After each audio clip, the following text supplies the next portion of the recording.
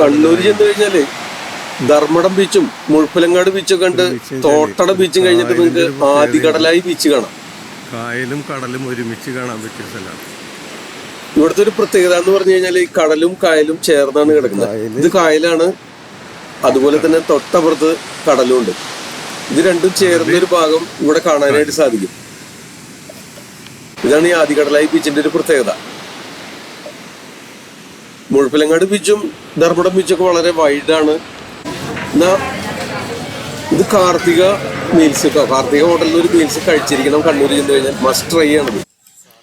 അങ്ങനെ ഫുഡൊക്കെ അടിച്ചു കഴിഞ്ഞ് ഞങ്ങള് ഒരു ചേഞ്ചിന് വേണ്ടിയിട്ട് കാട്ടാമ്പള്ളിക്ക് പോകാൻ തീരുമാനിച്ചു. കാട്ടാമ്പള്ളിയില് കയാക്കിംഗ് ഒക്കെ ആവാം, അവിടെ ബോട്ടിംഗ് ഉണ്ട്.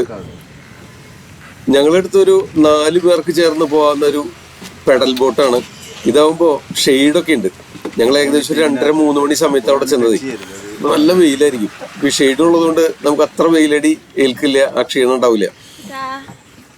ഇതിൽ 4 പേർക്ക് ഇരിക്കുകയെങ്കിലും ഫ്രണ്ടിലിരിക്കുന്ന 2 പേര് ചവിട്ടണം, അപ്പോഴാണ് ഇത് മൂവ് ചെയ്യുക. ഇത് 15 മിനിറ്റ് സമയത്തേക്ക് ഒരാൾക്ക് 100 രൂപയാണ്. അപ്പൊ ഒരു പെഡൽ ബോട്ട് എടുത്തു കഴിഞ്ഞാൽ 400 രൂപയാണ് അതിന്റെ ചാർജ്. 15 മിനിറ്റ് സമയം ശരിക്കും എൻജോയ് ചെയ്യാം. ഇത് ചവിട്ടാനൊക്കെ വളരെ എളുപ്പമാണ് കേട്ടോ. ആരും ഭയപ്പെടേണ്ട കാര്യമൊന്നുമില്ല, വളരെ സേഫാണ്. നമ്മള് ലൈഫ് ജാക്കറ്റ് ഒക്കെ ധരിച്ചാണ് ഇതിൽ കയറുക. അതുപോലെ ഇങ്ങനെ ഒരു വെള്ള ബോൾസ് നിങ്ങൾ കണ്ടില്ലേ, അതിനോട് ചേർന്നുകൊണ്ട് നമ്മളിത് പെഡൽ ബോട്ട് ചവിട്ടി പോകാനായിട്ട് ആ ലൈൻ നോക്കിയാണ്ട് പിടിച്ചാൽ മതി. പക്ഷെ ആ ചരട് നമ്മുടെ ബോട്ടിൽ കുടുങ്ങാതിരിക്കാനായിട്ട് ശ്രദ്ധിക്കണം. അതിനോട് ചേർന്ന് പോവാ. ഇത് ചവിട്ടി നിൽക്കുമ്പോൾ ചെറിയൊരു പ്രശ്നമുള്ളത്, നല്ല കാറ്റുള്ള സമയമായില്ലേ, നമ്മള് വിചാരിച്ച ഭാഗത്തേക്കൊന്നല്ലേ ഇത് പോവുക. അപ്പൊ അത് കാരണം ഒന്ന് ശ്രദ്ധിക്കണം.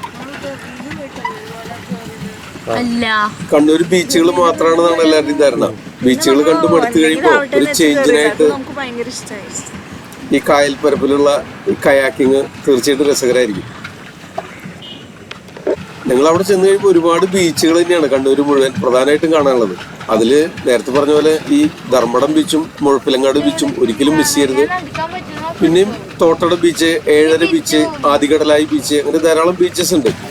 മീൻകുന്ന് ബീച്ച്, ഇതൊക്കെ കണ്ടിരിക്കേണ്ടതാണ്. നിങ്ങൾക്ക് സമയം ഉണ്ടെങ്കിൽ കാണാവുന്നതാണ്.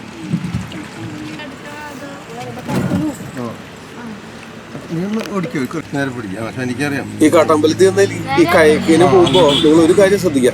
ബോട്ടിങ്ങിന് പോകുമ്പോ കരയോട് ചേർന്ന് പെഡൽ ബോട്ട് ചവിട്ടണ്ട. കാരണം അവിടെ ചെളി ഒന്ന് നിറഞ്ഞിട്ട് മണ്ണ് കയറി കിടക്കുന്നുണ്ടാവും. അതിൽ പോയി കഴിഞ്ഞാൽ പിന്നെ തിരിച്ച് ചവിട്ടാനായിട്ട് വലിയ പാടാണ്. അതുകൊണ്ട് കരയിൽ നിന്ന് അല്പം ദൂരം വിട്ട് നിങ്ങൾ ചവിട്ടി പോവുക. പെഡലിങ്ങനെ മുന്നോട്ട് ചവിട്ടിയാൽ മതി. വളരെ എളുപ്പമാണ്, ഒരുപാട് പാടൊന്നുമില്ല. ഫ്രണ്ടിലിരിക്കുന്ന 2 പേരും ഇങ്ങനെ ചെറുതായിട്ട് ചവിട്ടി കൊടുക്കണം. പിന്നെ ഈ ഗിയർ ലിവർ നമ്മൾ സ്ട്രെയിറ്റ് ആയിട്ട് പിടിച്ചാൽ നേരെ പോകും. അങ്ങനെ തിരിച്ച് ഞങ്ങൾ പയ്യാമ്പലം ബീച്ചിൽ വന്ന് ഒരു സ്വീറ്റ് കോണൊക്കെ കഴിച്ചിട്ട് പിന്നെ കുട്ടികൾ കളിക്കാനായിട്ട് ഇറങ്ങി. ഇവിടെ അടുത്താണ് ഞങ്ങൾ താമസിച്ചിരുന്നത്, ബ്ലൂ നെയിൽ റിസോർട്ടിൽ. അപ്പൊ അതുകൊണ്ട് തന്നെ രാവിലെ തൊട്ട് വൈകുന്നേരം വരെ ഞങ്ങൾക്ക് ഇടയ്ക്കിടയ്ക്ക് ഇവിടെ വരാനായിട്ട് സാധിച്ചു. ഇവിടെ ഓരോ സമയത്തും ഓരോ അട്രാക്ഷൻസ് ആണ്. ഈവനിങ് ആയി കഴിഞ്ഞാൽ ഇതിപ്പോൾ സമയം ഏകദേശം ഒരു 5:30-6 മണി സമയമാണ്. ഈ സമയത്ത് സൺസെറ്റ് കാണാനായിട്ടാണ് ഇവിടെ തിരക്ക് കയറുന്നത്. ഒരുപാട് ഫാമിലീസും കുട്ടികളും എല്ലാവരും വരുന്നുണ്ട്.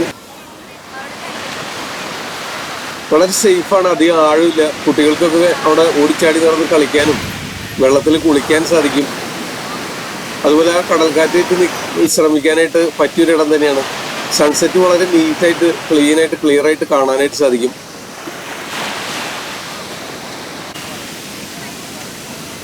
പയ്യാമ്പലം ബീച്ച് തീർച്ചയായിട്ടും നിങ്ങൾ മിസ് ചെയ്യരുത്. ഞാൻ പറയുകയാണെങ്കിൽ കണ്ണൂർ ചെന്ന് കഴിഞ്ഞാൽ മസ്റ്റായിട്ട് വിസിറ്റ് ചെയ്യേണ്ട 3 പ്ലേസിൽ ഒന്ന് പയ്യാമ്പലം ബീച്ചാണ്, പിന്നെ മുഴപ്പിലങ്ങാട് ബീച്ചും ധർമ്മടം ബീച്ചും. ഇവിടെ അടുത്ത് ഫുഡ് കോർട്ടുകളൊക്കെ ഉണ്ട്, സ്നാക്ക് ബാറുകളുണ്ട്.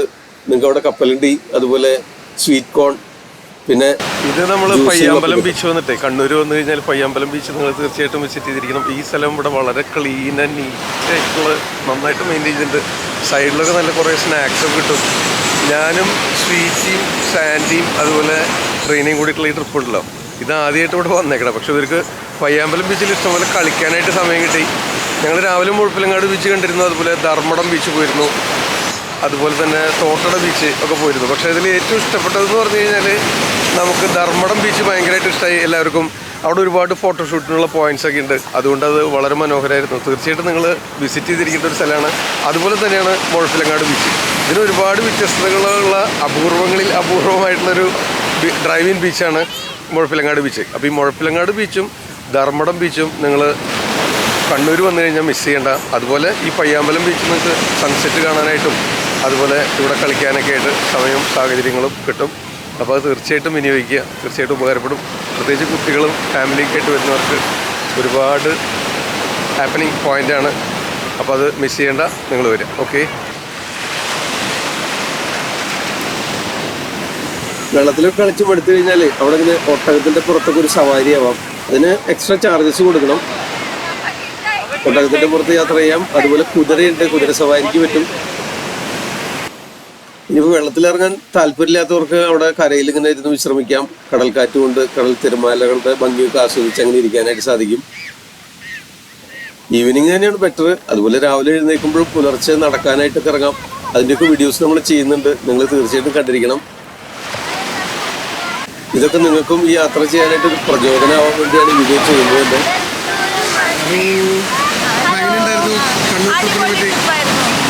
ബീച്ചെല്ലാം ഇഷ്ടപ്പെട്ടു, കണ്ടു മതിയായില്ല. ബീച്ച് ഇത് പയ്യമ്പലം ബീച്ച് സൂപ്പർ.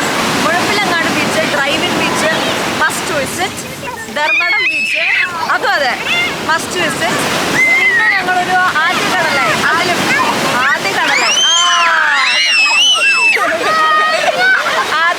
ബീച്ച് അത് പോയി. പിന്നെ അവിടുത്തെ സണ്ണ് കിട്ടി. പിന്നെ അവിടുന്ന് നേരെ കാർത്തികേയിലെ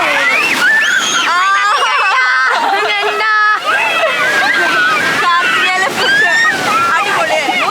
അതും പിന്നെ ഞങ്ങൾ ഫോക്ലോർ അക്കാഡമിയിൽ പോയി. അത് നൈസായിരുന്നു. ഹിസ്റ്ററി ഒക്കെ ഇഷ്ടമുള്ളവർക്ക്. പിന്നെ ഞങ്ങള് സ്ഥലത്തിന് പേര് ഏതോ ഒരു സ്ഥലത്ത് ഞങ്ങള് അപ്പൊ എനിക്ക് കാട്ടാമ്പിള്ളിയിലെ ഹൗസ് ബോട്ടല്ല ബോട്ടിങ്ങിന് പോയി. അത് നൈസായിരുന്നു. അത് നൈസായിരുന്നു. മൊത്തത്തിൽ അടിപൊളിയായിരുന്നു.